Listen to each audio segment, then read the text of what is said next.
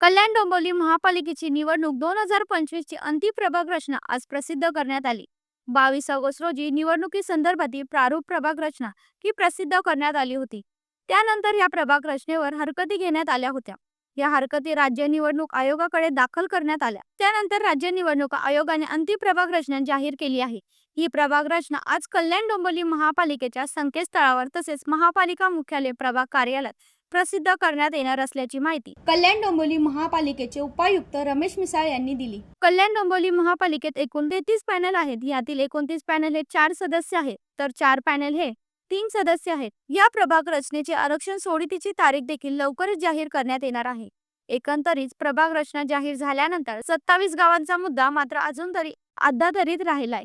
27 गावाचा निर्णय झाल्याशिवाय प्रभाग रचना जाहीर करू नका अशी मागणी संघर्ष समितीने केली होती. मात्र केडीएमसीची प्रभाग रचना जाहीर झाल्याने आता याबाबत 27 गाव संघर्ष समिती काय भूमिका घेते हे पाहणं देखील महत्त्वाचं ठरणार आहे.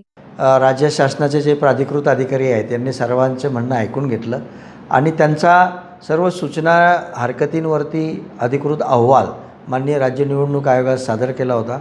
त्याला राज्य निवडणूक आयोगाने काल मान्यता दिलेली आहे आणि आज आम्ही अंतिम प्रभाग रचना कल्याण डोंबिवली महानगरपालिकेची प्रसिद्ध करत आहोत.